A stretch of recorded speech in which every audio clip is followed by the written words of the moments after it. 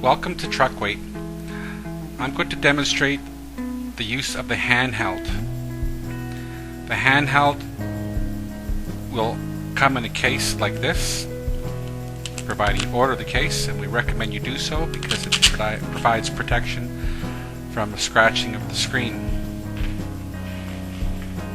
You will place two AA batteries in the back of the unit.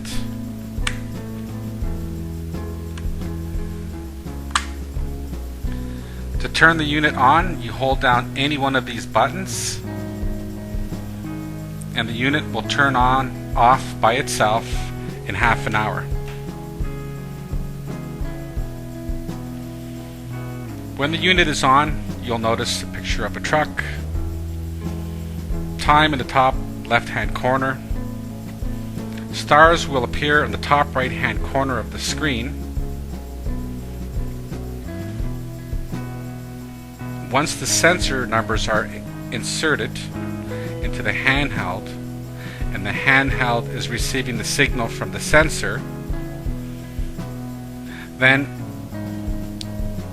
a pressure or a reading will appear in the top right hand corner. This is the sensor that I'm referring to, and each sensor, you'll notice, has its own unique number here that we will enter into the handheld.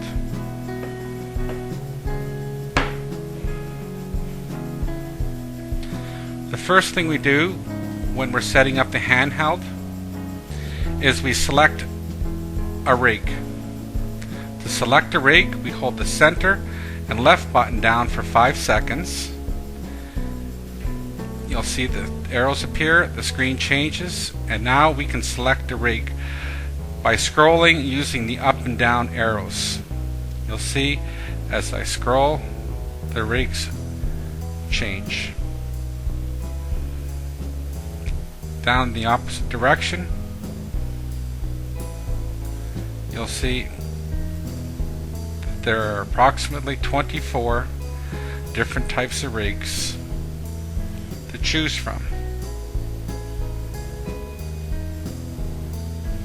Each bar represents an axle group. In some cases, you may not find the exact rig that represents your truck, but what's important are the number of axle groups. We will put a sensor where there's an axle group. There can be more axle groups than required, and when we don't enter a number in for one of those axle groups, it will not appear on the main screen. So I'm going to select a typical tractor trailer, an air sensor here, sensor there, and we're going to put a virtual sensor, which is not a real sensor, on the steer axle when setting the rig up. To select the rig that you want, simply to confirm the rig that you want, select it and then hit the center button, which confirms your selection. Now you see the picture of the truck there. You'll notice that there are no bars underneath the wheels. That's because we haven't entered the sensor numbers in yet. To enter sensor numbers, you hit the center up button. You'll see again the screen change. And wherever the bar is, that's where the number will change. You'll see it's all zeros. When it's all zeros, that means there's no sensor. Then you'll see if I enter a number here, any number, hit the center button to confirm it, you'll see now a bar appears under the axle. So I'm going to go back into that screen.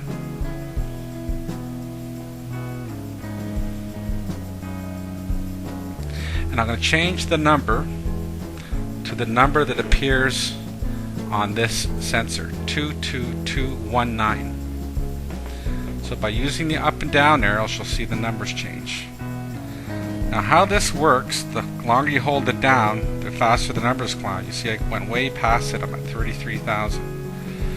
And they go down just as fast and you hold it down. If you want to go up in smaller increments, just hold it for a fraction of a second and let it go. So on 22219, 22248, and once you get close, just hold it down for fraction, then singles. 22219. There it is. On the steer axle, I'm going to set up 10,001. Once, twice, 10,001, which is the virtual sensor number.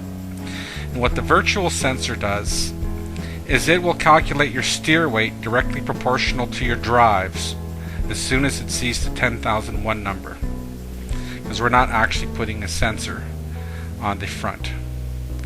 Now on the trailer, the number I'm going to enter there is just any number. I'm not going to really install a sensor, but I'll just pretend that that's the number that I'm entering for the purposes of this demo. Now I've got my sensor numbers installed. I will hit the center button to confirm my selection.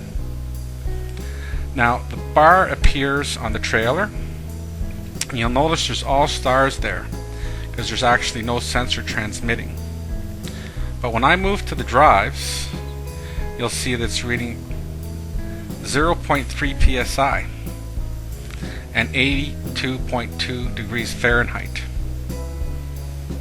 And the steers will not show any pressure or stars because it's 10,001 and the handheld knows that it's not a real sensor.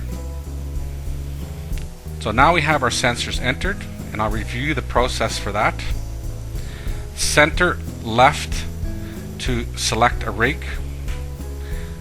Center up to enter the sensor numbers that are on the sensor.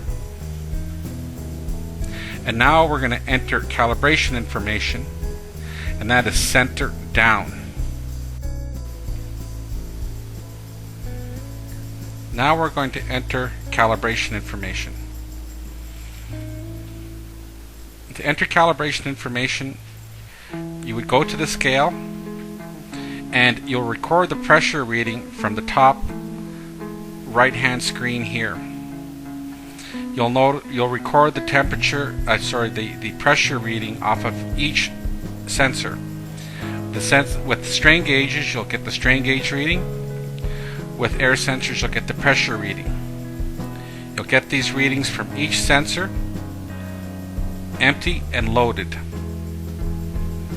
You'll write this information down on a piece of paper, and the information that you'll have written down are the scale weights and the pressure reading from this handheld.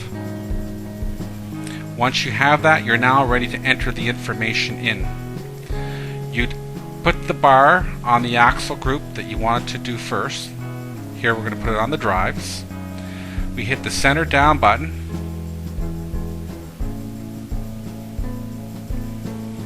and you'll enter the information in.